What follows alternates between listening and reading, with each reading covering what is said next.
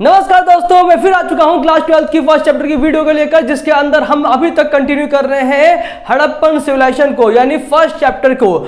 आज की वीडियो के अंदर हम समझेंगे कि हड़प्पा सभ्यता और उपमहाद्वीप का आपस में क्या संबंध था, हड़प्पन सभ्यता की लिपि कैसी थी, उसको रहस्यमय लिपि कहा गया, क्यों कहा गया, हम वो समझेंगे। उस सभ्यता के अंदर साक्षरता थी या नहीं थी वो भी समझेंगे। हड़प्पा सभ्यता के अंदर बाटों का प्रयोग किस तरह होता था हम वो समझेंगे, और शासक और प्रसाद वर्ग की भूमिका क्या थी हड़प्पा सभ्यता के अंदर हम वो समझेंगे। तो फिर स्टार्ट करते हैं आज के फर्स्ट टॉपिक से, जिसका नाम है हड़प्पा सभ्यता और उपमहाद्वीप के साथ संबंध। तो फिर अब हम समझते हैं हड़प्पा सभ्यता के संबंध के बारे में। अब वो संबंध क्या था वो देखना बेटा। यहां पर हम बोलते भाई कि अरब प्रायद्वीप के दक्षिण पश्चिम छोर पर स्थित एक प्रदेश है जिसका नाम क्या है भाई, ओमान है। ओमान से तांबा लाया जाता था हड़प्पा सभ्यता के अंदर। आप यहां पर डायग्राम पे ध्यान देखो बेटा, यहां पर आपको ओमान दिखाया जा रहा है, ओमान दिखाया जा रहा है। इस ओमान से जो है हड़प्पा सभ्यता के अंदर जो है तांबा लाया जाता था। साथ में क्या बोला गया, ओमान के अंदर ही एक हड़प्पाई मर्तबान प्राप्त हुआ है जिसके ऊपर काली मिट्टी की एक परत चढ़ाई गई थी। यह परत तरल पदार्थों के रिसाव को रोक देती थी। अब ध्यान दो बेटा, यहां क्या बोल रहा हूं भाई मैं, यहां पर यह कहा जा रहा है कि अगर ओमान से तांबा हड़प्पा सभ्यता आता था तो हड़प्पा सभ्यता की भी एक वस्तु जो है आपके ओमान पहुंचती थी, जिसको हमने नाम दिया है मर्तबान। मर्तबान आपको यहां डायग्राम में दिख रहा होगा।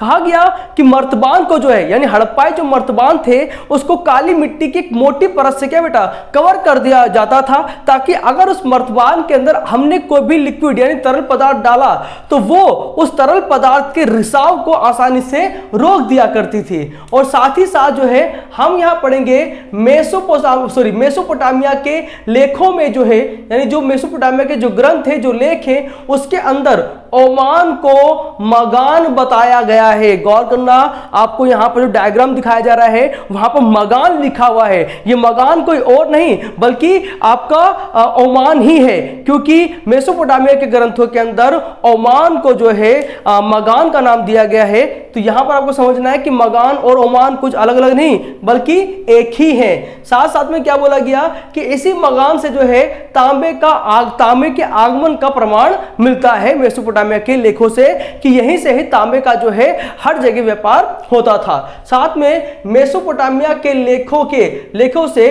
कई क्षेत्रों से संपर्क की जानकारी भी मिलती है। मेसोपोटामिया कहते हैं कि विश्व की पहली सभ्यता थी, और इसी सभ्यता के अंदर जितने भी ग्रंथ लिखे गए हैं, जो भी वहां के लेख प्राप्त हुए हैं, उन लेखों से यह मालूम पड़ा है कि उपमहाद्वीप का आपस में काफी गहरा संबंध था। चाहे वो दिलमुन हो, बहरीन हो, ओमान हो जिसको मगान भी कहते हैं, हड़प्पा हो, मेसोपोटामिया हो, इन सबका आपस में कोई ना कोई संबंध था। तो ये कहीं ना कहीं जो वस्तुएं प्राप्त हो रही हैं अलग अलग स्थानों पर, वो दिखा रहे हैं कि हड़प्पा या फिर कहा जाए उपमहाद्वीप का आपस में काफी गहरा संबंध था। हड़प्पाई मोहरे, हड़प्पाई बाट जो है हमें मेसोपोटामिया के अंदर प्राप्त हुए हैं, जो दिखा रहा है कि भाई हड़प्पा और मेसोपोटामिया का भी क्या था, आपस में एक संबंध था। हड़प्पा के कुछ लेखों के अंदर हमें यह भी जानने को मिला है, हड़प्पा के कुछ लेखों के अंदर हमें यह भी जानने को मिला है कि हड़प्पाई वासियों को नाविकों का देश कहा गया है। हड़प्पाई वासियों को नाविकों का देश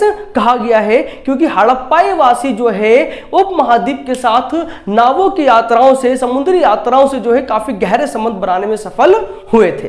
ठीक है बच्चा, ये तो था बेटा उपमहाद्वीप का संबंध। अब आगे आते हैं। आगे हमें समझना है क्या हड़प्पाई सभ्यता की लिपि एक रहस्यमय लिपि थी या नहीं। तो हमारा आंसर है हड़प्पाई लिपि क्या है भाई, एक रहस्यमय लिपि है, क्योंकि आज तक हमारे पुरातात्विदों द्वारा, हमारे अभिलेख शास्त्रियों द्वारा जो है हड़प्पन स्क्रिप्ट को, यानी हड़प्पाई लिपि को, सिंधु घाटी की लिपि को जो है आज तक समझा नहीं जा सका है। उसके पीछे रीजन क्या है? रीजन ये है कि ये जो है वर्णमालीय लिपि नहीं थी। जैसे हम लोग जब लैंग्वेजेस पढ़ते हैं हिंदी और इंग्लिश की, तो हम कहते हैं भाई इंग्लिश के अंदर एक लिमिटेड अल्फाबेट होते हैं, 26 होते हैं। आपको पता है कि अल्फाबेट लिमिटेड है, उससे ज्यादा नहीं होंगे। साथ में हिंदी के अंदर स्वर है, व्यंजन है, वो भी सीमित है, आवश्यकता से अधिक नहीं है, और एक सिस्टमेटिक जो है तैयार हो रखे हैं। लेकिन यहां पर वो वर्णमाला हमें नजर नहीं आती है हड़प्पा लिपि के अंदर। यहां पर जो चिन्ह जो है वो लगभग 375 से 400 के आसपास है। यहां पर हम स्वर ही याद कर लें 36, वही बड़ी बात है। सॉरी, व्यंजन ही याद कर लें 36, वही बड़ी बात है। लेकिन यहां पर देखो बेटा, चिन्हों की संख्या कितनी दिख रही है बेटा? 375 से 400। साथ में यहाँ की जो लिपि है वो दाएं से बाएं लिखी जाती थी। जैसे आज हम लोग बाएं से दाएं लिखते हैं ना भाई, तो ये लोग कैसे लिखते थे भाई? दाएं से बाएं, यानी सीधे से उल्टी तरफ, सीधे से उल्टी तरफ जो है बेटा ये लोग लिखा करते थे। तो कहीं ना कहीं इस लिपि को समझ पाना काफी कठिन हो पा रहा है, इसलिए यहाँ की लिपि जो है रहस्यमय लिपि है।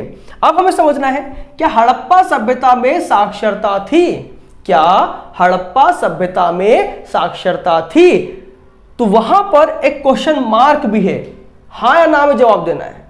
तो कहीं ना कहीं हमने अभी तक ये तो समझ लिया है कि वहां की लिपि रहस्यमय लिपि थी, तो वहां से हमें एक आंसर ये भी मिलता है कि वो लोग लिखना जानते थे, तभी तो वहां पर चिन्हों की संख्या 375 to 400 के बीच में भाई, यानी वो लिखना जानते थे। अगर वो लिखना जानते थे तो समझना भी जानते थे, यानी वहां पर साक्षरता थी। इसके यहां पर एविडेंस भी है। कहते हैं कि हड़प्पा सभ्यता के अंदर जितने भी मोहरें प्राप्त हुई हैं, तांबे के औजार प्राप्त हुए हैं, मिट्टी की पट्टिकाएं प्राप्त हुई हैं, आभूषण प्राप्त हुए हैं, सूचना पट तैयार हुए हैं, ये सारे के सारे वो स्रोत हैं जिन पर हमें लिखावट मिली है, जिन पर हमें लिखावट मिली है, जो दिखाती है कि शायद वहां पर साक्षरता थी। साथ में कई ऐसी भी वस्तु थी जिसको हम क्या बोलते हैं? नष्ट प्राय वस्तुएं भी थी जिन पर शायद लिखा जाता था। इस तरह की नष्ट प्राय वस्तुएं शायद किसी तरह के शिलालेख होंगे, अभिलेख होंगे, जिनको आसानी से नष्ट किया नहीं जा सकता था। तो यह दिखाता है कि हड़प्पा सभ्यता में साक्षरता थी, हड़प्पा सभ्यता में साक्षरता थी। अब आ जाइए हड़प्पा सभ्यता में बाट। ये कहीं ना कहीं 1 मार्क्स के लिए काफी वैल्यूबल टॉपिक है। 1 मार्क्स भी काफी इंपॉर्टेंट रखते हैं हमारे एग्जाम के अंदर, वो ध्यान देना। वो क्या है? अभी तक हमने इस चैप्टर के अंदर जितनी वस्तुओं के बारे में पढ़ा है, समझा, तो हमने यही जाना है कि उसका निर्माण या तो पत्थर से हो रहा है या फिर धातु से, मृदभांडों से भी हो रहा है। तो यहां पर कहा गया कि जो बाट है, बाट जो है लगभग चौट नामक पत्थर से बनाए जाते थे। बाट जो है वो चौट नामक पत्थर से बनाए जाते थे। साथ में ये निशान रहित घनाकार होते थे, ये निशान रहित घनाकार होते थे, और वहां पर छोटे बाट भी थे, छोटे बाट भी थे, जिसका प्रयोग जो है आभूषण और मनकों के तौल के लिए किया जाता था। जैसे भारी बाट हो गए, उसका प्रयोग जो है वजन तोलने में, वजन किस तरह का, सब्जी हो गए, भारी भरकम सामान जो हो गए। लेकिन जो हल्के फुल्के सामान होते हैं, सोना चांदी तांबा वगैरह या फिर मनके वगैरह, जो काफी छोटे छोटे से होते हैं, उनके तोल के लिए भारी बाटों की आवश्यकता नहीं पड़ती है। वहां पर हल्के बाटों के या छोटे बाटों की ही आवश्यकता पड़ती थी। इसलिए कहा गया है कि छोटे बाट का प्रयोग जो है आभूषण और मनकों को तोलने के लिए किया जाता था। अब आते हैं इस चैप्टर के छुपे रुस्तम वाले टॉपिक पर।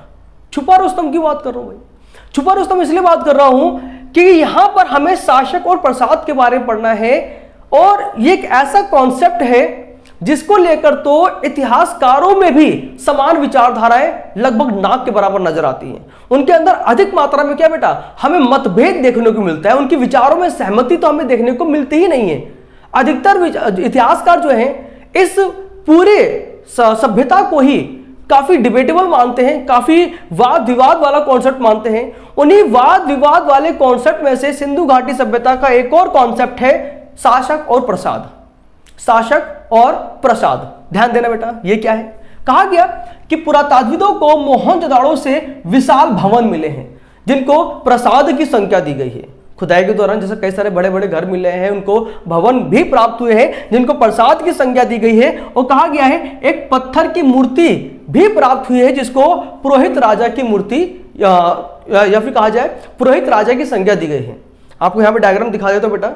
इस डायग्राम के अंदर आपको पुरोहित राजा दिख रहे होंगे, इन्हीं को ही हमने पुरोहित राजा कहा है। खाली इतना ही अवशेष प्राप्त हुआ है पुरातात्विदों को उत्खनन के माध्यम से, जो दिखाता है कि भाई इसी तरह के व्यक्ति या फिर यही व्यक्ति जो है वहां के पुरोहित राजा थे। अब आते हैं इसके डिबेटेबल वाले टॉपिक पर, जिसके अंदर वाद विवाद बहुत ज्यादा होता रहता है। वो क्या है? कई पुरातात्विक मानते हैं कि समाज के अंदर सभी की स्थिति समान थी, यानी यहां पर कोई राजा नहीं था, यहां कोई रंक नहीं था, यहां पर सभी क्या थे भाई, बराबर थे, सब मिलजुल कर रहा करते थे, सबके लिए समान व्यवस्था थी, सबके लिए समान घर थे, सबके ऐशो आराम क्या थे भाई, समान थे। कोई राजा मंत्री यहां पर नहीं था। ठीक है, कुछ विचारधारा ऐसी। साथ में कई विचारधारा इस विचारधारा के विपरीत है। वो क्या बोलते भाई कि यहां पर अलग अलग राज्य थे और अलग अलग राज्य के अलग अलग राजा थे।